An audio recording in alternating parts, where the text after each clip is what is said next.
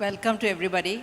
So Arundhati, you are somebody who grew up in Bokaro steel town, came to State Bank of India in 1977 as a probation officer, and grew to be this head of the institute in 2013. You were there till 2016, and you've proved yourself. You've been on every list, etc., etc.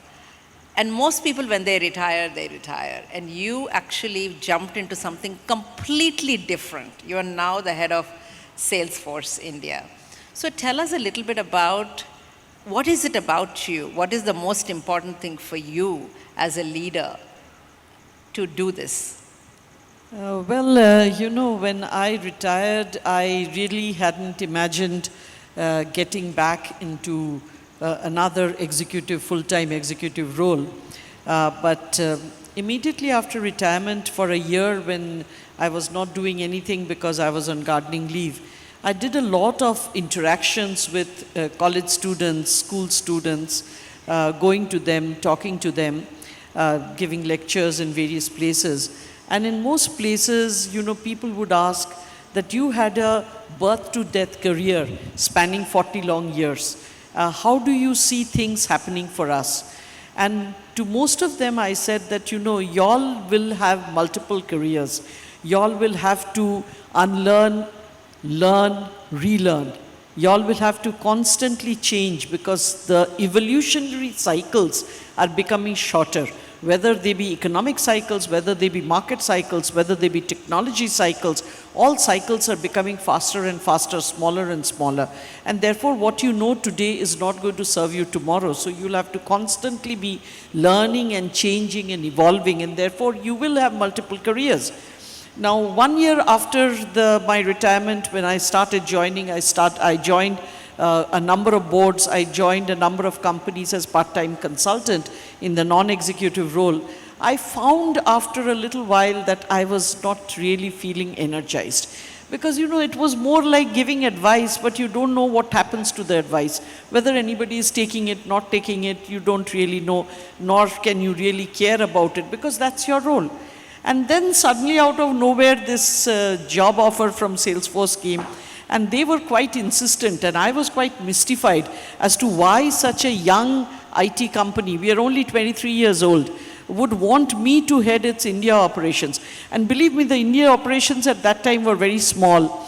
So I was wondering, and even my friends said, are you crazy? You've headed a 270,000 strong organization. You've been head of a Fortune 500 company. And here you are looking at a small India operation of a company. Yes, it might be amongst the Fortune 100, but then this is just a small bit of that operation. Why do you want to go into it? What is in it for you? And I thought it over a number of times, and I thought, sometimes you need to walk the talk.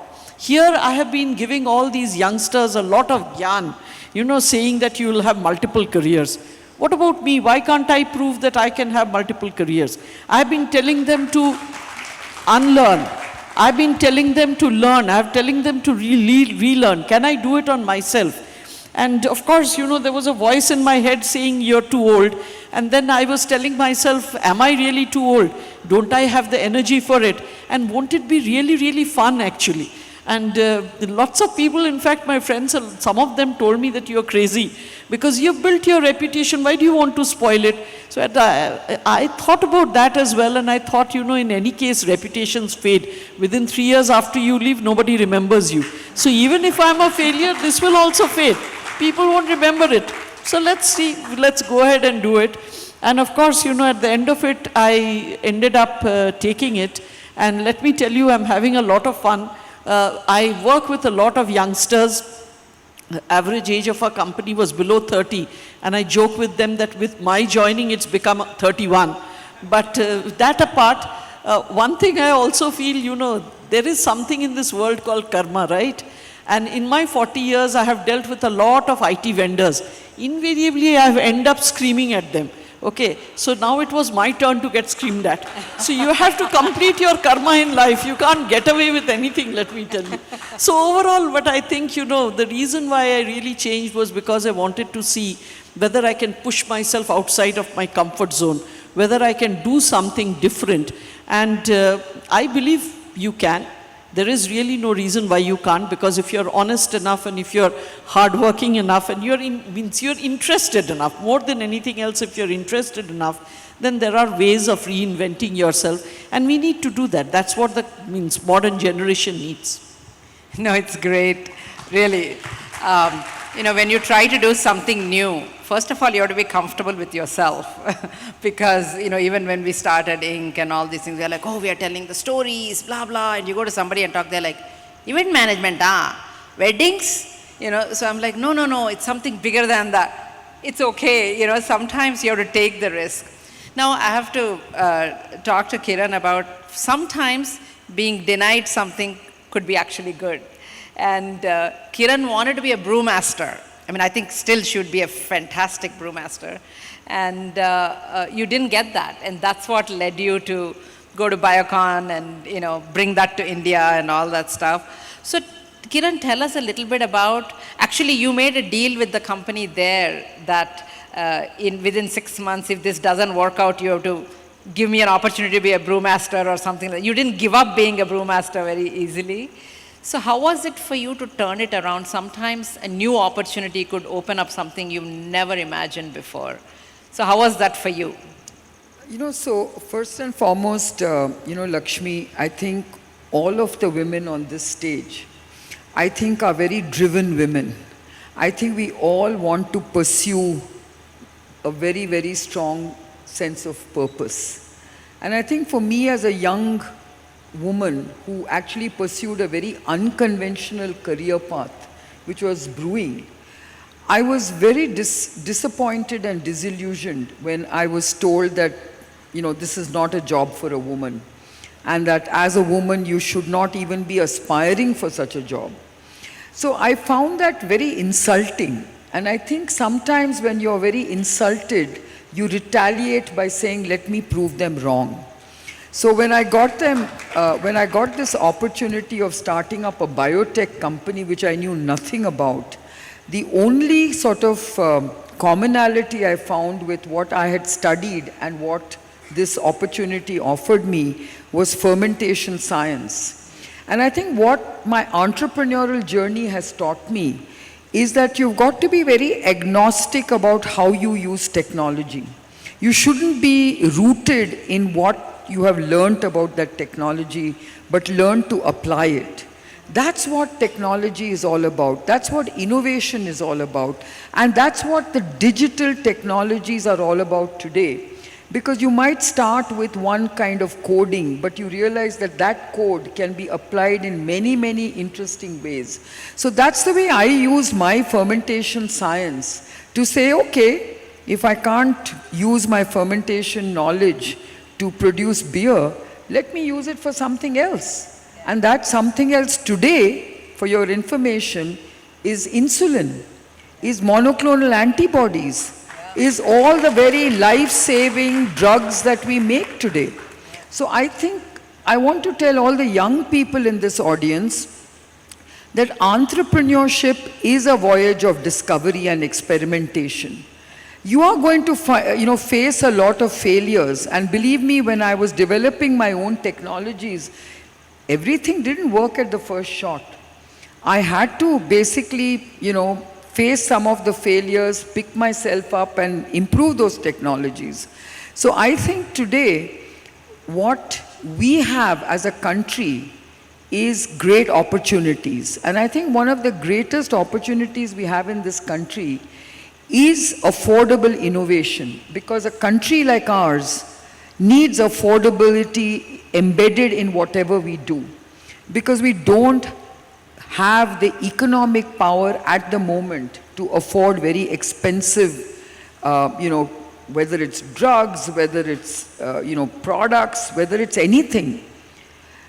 And it's economies of scale that allow us to be very affordable.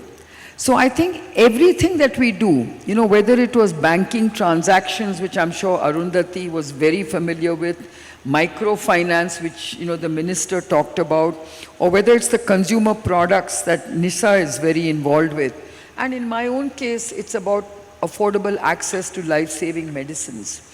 All of us are serving 1 billion patients, people, consumers.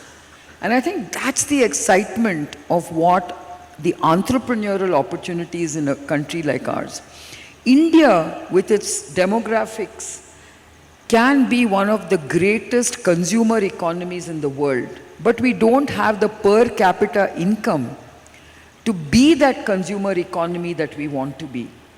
Today, our per capita, income is under $3,000. The tipping point to be a consumer economy is over $5,000. That's where we have to get to. And I'm very convinced that if all of us put our minds to it, we can get there. And once you get there, this is going to be the most attractive consumer economy in the world. That's what we should aspire for.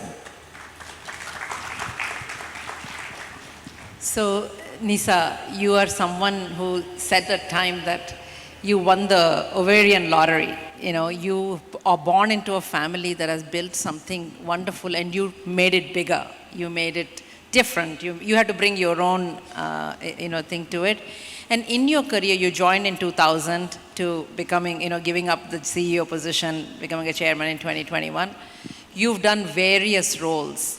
So tell me a little bit about the lessons you learned out of it and the transition from being a doer as a CEO to a coach or a mentor or a maybe, a conversationalist as a board leader. Is there a shift or it's pretty much the same? Tell us about your journey. Well, I have my fingers crossed there has been a shift because when I actually started in 2000, I tell people my father, and I work in a family business, and when I joined it was already over 100 years old, and he had a drawer where he kept crazy letters from people, and in those days we were still sending handwritten letters, and I think half that drawer was filled with resignation letters from me because, I was young. I thought I was fabulous and had all these fabulous ideas, and no one else really sort of agreed, you want to change things.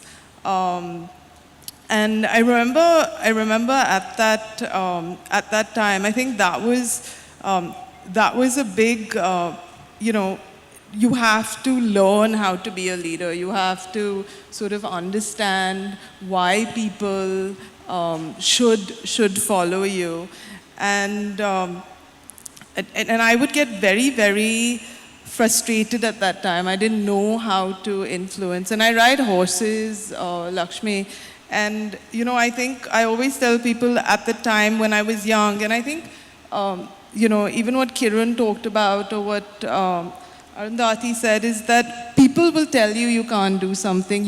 Sometimes your own voice in your head will tell you, but you have to keep going. So at that time I would say that, if the horse didn't go over the jump, I'd get off the horse, say, stupid horse, it's all your fault, and that's it. And I think my learning, and I always tell people, do a turnaround, because I think my first opportunity in the group to prove myself was to do a turnaround of one of our businesses that no one else really wanted to touch. So that became sort of an opportunity. And, I learned how to ride that horse over the jump, stay on the horse and ride the horse. But I think the real journey for all of us in leadership positions is, how do you get people, and, the analogy of the horse, to go so gracefully over the jump that they don't know whether, who's doing what, correct?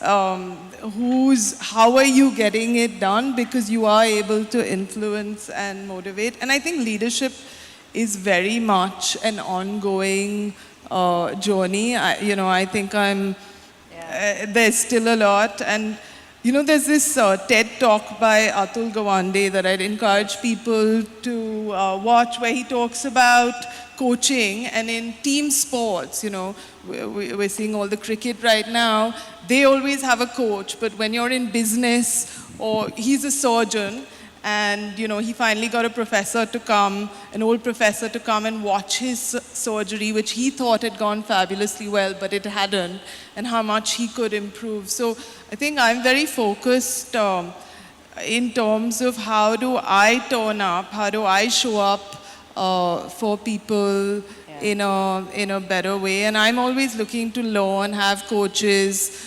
I think even something like a yoga and meditation practice that lets you manage your ego, I think I found very helpful on this leadership journey. So I still think I'm very much at the beginning. So maybe in 40 years when I'm switching careers, we can have another chat. Yes, we'll continue to have chats.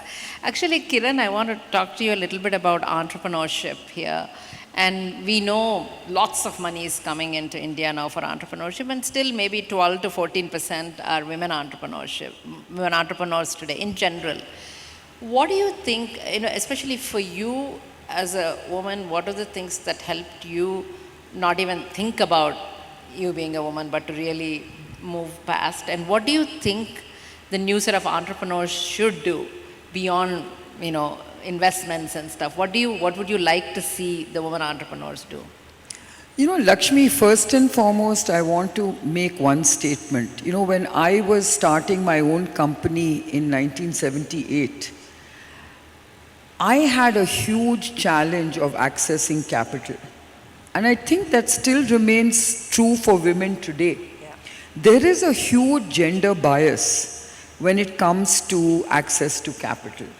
And I think that must change. So even though, we have the government doing its bit by empowering women, by giving various financial support to women entrepreneurs, I think the private sector, venture funds and venture capital companies are not doing their bit. I still think that, it's very funny you should ask me this question, because one of the things I keep hearing is that women are not ambitious enough. Women are not big risk takers. And women somehow don't have that enduring quality. And that's absolutely wrong, because I think every one of us on this platform has busted those myths. And in I have shown in my own case that I have been the biggest risk taker in the pharmaceutical industry in India. There is no other biopharmaceutical company of the scale that we have created. And that took a lot of risk taking.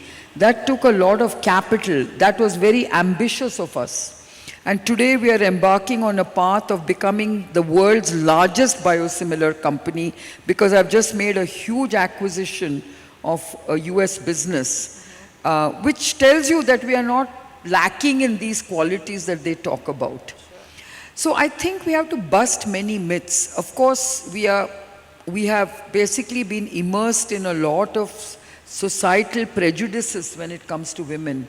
But today is our time. I think we've got everything going for us. I mean, this is a very funny anecdote, but when I was starting up my company, and the minister should hear this, Karnataka State Financial Corporation, when I went to approach them for giving me a loan, they said, "Oh, very good you have come to us, madam.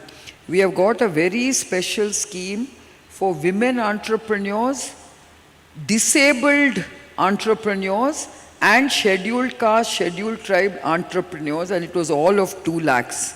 I said, I don't want to come under that category, because neither am I disabled nor am I scheduled caste. Please treat me along with other entrepreneurs and give me the same kind of financial support that you give other entrepreneurs. That's what women want. Women want a fair opportunity. Women want an equal opportunity. That's all we want. And so I think lots of things are happening in that direction. And I think we just have to get women to feel strong. We have to, Madeleine Albright made a very interesting statement. She said, "The future of diplomacy is female." And she said, "It's not because I'm a feminist. It's because I believe that economies that support women in leadership positions, both politically and economy, are far more stable economies." And I really believe that. So I think if we see more women in business, if we see more women leaders, And of course, we are beginning to see a lot of women political leaders. I think we will be a very, very equitable society and a very sustainable economy. You know, there's a very funny quote that says that when women when women get bored, they go shopping. But when men get bored, they go to wars. So you pick which is better. So I want to, yeah. Add to what Kiran said. The mic. Just try this. So just wanted to add to what Kiran said. You know, accessing capital is very difficult. Accessing loans even more so. And I've seen this when I've asked my people, why are you not giving loans? This seems to be a good proposal. They would say, these women are not able to give us any collateral as security. And if you go back, you will see that though women are 50% of the population of the world, only 1% of the world's real assets are held by women. Only 1%. And even that 1%, if they want to give it as collateral, they will probably need permission from their families and their spouses or whoever else owns it. When I started giving a home loan, which I named Har Ghar, Har means every, but in English it could be also written as H-E-R, Har. And Ghar we would put in Hindi, saying that, you know, for if you take a loan where the woman was the first borrower, or it was in the name of a woman, I'll give you a 0.05% rebate. A lot of my colleagues told me 0.05% se kya hoga? You'll get only one box of rasgullas, yeah, to distribute. So I said, doesn't matter. It is the symbolism of it. And believe me, within a year, 1/3 of our loans were getting sourced with women as the primary borrower or in her name alone. And that is what is required in order to ensure that women get those assets. Women are not having those assets. And therefore, either you believe in the power of the women to actually work hard and repay those loans, or you create a mechanism whereby you ensure that they are getting a fair share of the assets. Things are changing now. It is changing now. But I will tell you, 20 years back, this was really something that was not there at all. And that was one another major issue why women were not getting the money in order to start their entrepreneurial journey. And you know, just to add to that, Lakshmi, I remember Nobel laureate Muhammad Yunus, when he started his microfinance Grameen Bank, he used to tell me that he decided that he would cater to women as his, borrowers, because he felt that women would pay back much more in a disciplined way than male borrowers. And actually, we have a very funny story about microfinance. We went to a village and the woman had the loan. And we went to her shop. She was selling firewood. But the man was running the show. You know, he was selling it, doing it. And I just felt like they used her name, but he's the one doing everything. So I went to her and said, why is he doing all that? She said, it's okay, ma'am, he works for me.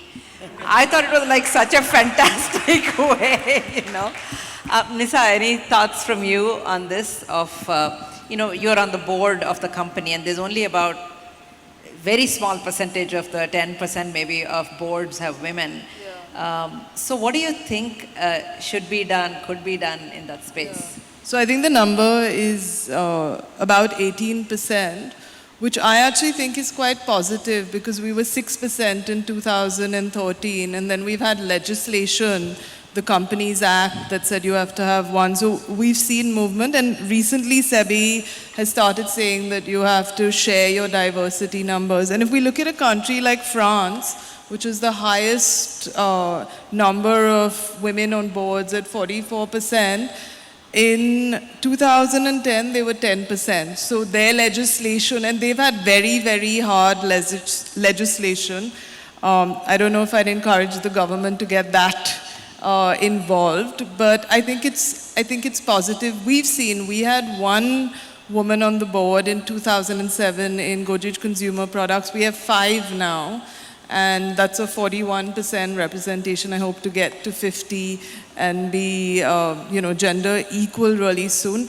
I think one thing on boards is that we should not just have one woman or two. I think it makes a big difference it makes a big difference to be supported and to be represented, not as the lone voice. So I think that's very important. I think the bigger issue we have in India is our labor participation rate, which is very dismal, correct? It's come from 35% in 2005 to about 22% there. And you know, sometimes maybe we should be telling the men to lean out instead of telling women to lean in. And I think there's a lot of work for government, you know, bodies like CII, individual organizations and culture to sort of play a part in that. And if I can, you know, I think these government mandates, these disclosures, I think companies really need to look at equity. You know, is your pay actually equal? So I talked about, you know, we do have the highest number of women on a board, and that's a great number to throw out in a forum like this. But if I talk about our true self versus our best self, you know, our women attrition, our women engagement is lower than it is for men.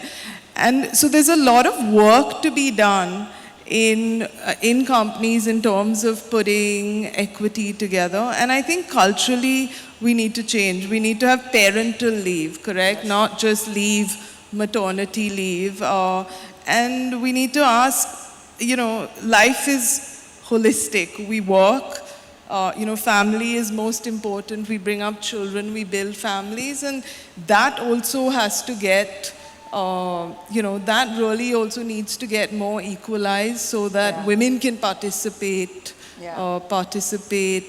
more. I was going to, I think Miss Irani was supposed to be here. I was going to suggest that she tell Miss Kapoor that we can have a whole new set of TV series where the men are doing their bit at home. You know,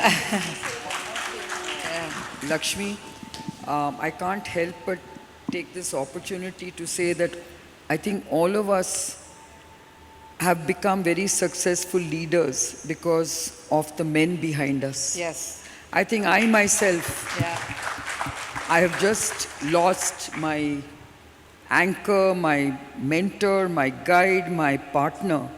And if it wasn't for him who kept pushing me and giving me the strength to be strong, I don't know whether I would have really been so bold and daring. Yes. Because he gave me the courage. He was really the wind beneath my wings. Yeah. Because he said to me, he said, look, you have got a fantastic, you know, scientific mind.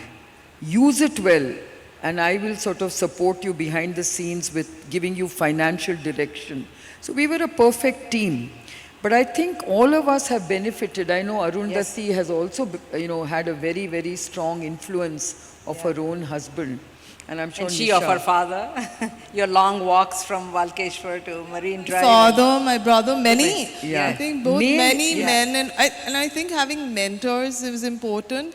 And not just to give you advice, because you might not be following their path exactly, but to tell you when you're down, get up, you can do this. Because we're all down at some point. We all think that this is not possible at some time. But the voices who can tell you, you got this and we got your back, I think that's very, very important. You know, actually, Arundhati, what they said is something you've done. When you were in SBI, you gave a 2-year, you know, leave for either elder care or maternity, and you actually did the insurance for, you know, vaccination against cervical cancer and things like that. So since you're in a large corporate world now, continue to be in that wherever you are, what do you think the corporate world should do to, because they have the numbers there, right? I mean, corporations are the largest economies today. So what can corporations do to bring that equality? So I think the first thing that I would seek from everyone, not only corporates, but, you know, from governments, from all organizations, is that, you know, we need to have a little more empathy. We need to understand why women are falling off the workforce. If you look at any organization, at the entry level, most organizations have 30+ percentage of women as entrants. you go up to senior management level, it comes down to 5 to 4%, as much as that. Where did all the women disappear? Why are they falling off the workforce? You know, there are several explanations to this. But the first thing that we need is empathy. Empathy that the woman is indeed having dual roles. So if you have empathy, you will try and lighten the burden. You will try and understand what the woman's needs are and try and address those needs so that she necessarily doesn't fall off the workforce. In 2015, when I started this sabbatical, the downside of the sabbatical was that people who were taking the sabbatical were losing seniority by 2 years. I didn't want that to happen because at the end of the day, after 2 years, when they come back, they would have to join at a level whereas their batchmates had moved up by then. So I wanted a work from home platform. There was a lot of pushback, and I was amazed to see it was not only men but also women who were pushing back. Because they were saying, those women who were having to come to office were saying, if you allow them to work from home, then why not us? And then how do you make sure that they will actually be productive from home? It took us a pandemic to show us that work from home is possible. You know, there are a lot of bad things about the pandemic, but there are some good things as well, and we must note them and we must use them to make our society better. One of the things is that when there is a need for that woman to be at home, because it is not only for childcare, even for the elderly care, if one of your elderly relatives, parents, parents-in-law, sister, brother, whatever it is, spouse, if they are unwell, you can still work from home because they don't need constant care. There is somebody taking care of them. You just want to keep an eye that they are not uncomfortable, that they are not suffering, that they are getting the right kind of care. But you can't step out of home if you want to do that. But you can work. So why don't we allow them that? That is one. The other thing is, you know, there is something called unconscious bias.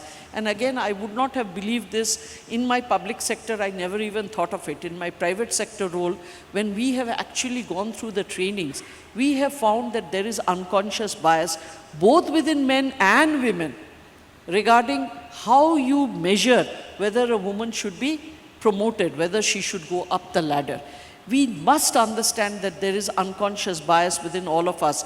Bias that has been created out of millennia of experience or of things being said, which says that the woman's role is in the house and a man's role is outside in the world.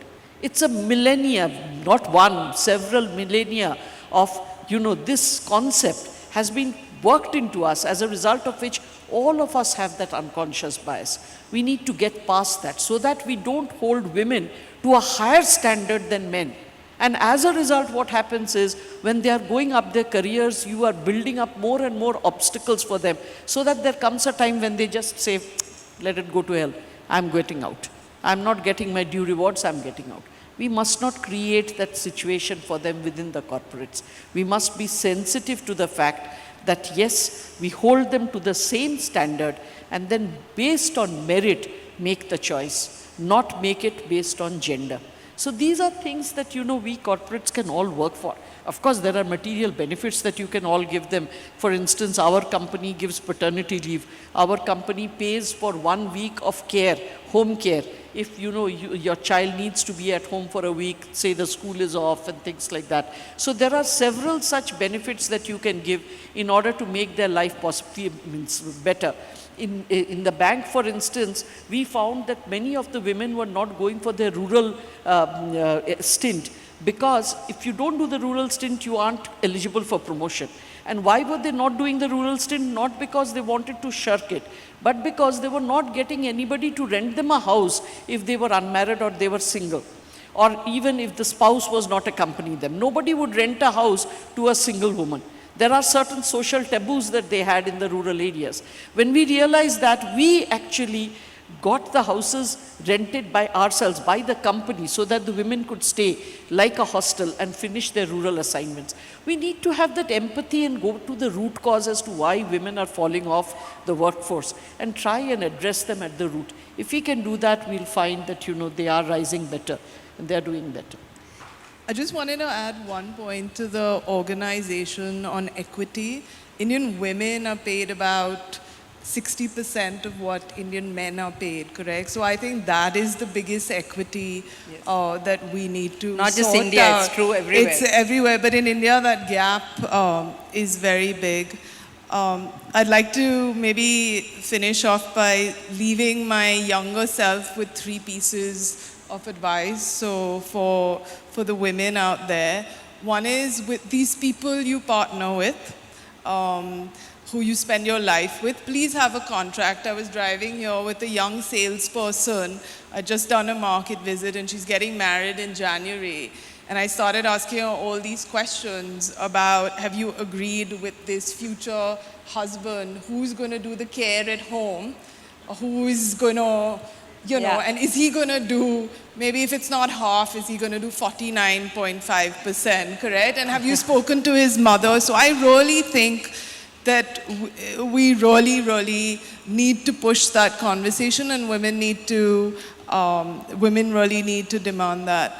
I think the second one that I'd like to leave women with is, and I think we can see it on this panel, is I always say my superpower is leaving that guilt gene out of your body or getting rid of it, because, you know, are you going to be the best mother, the best partner, the best business?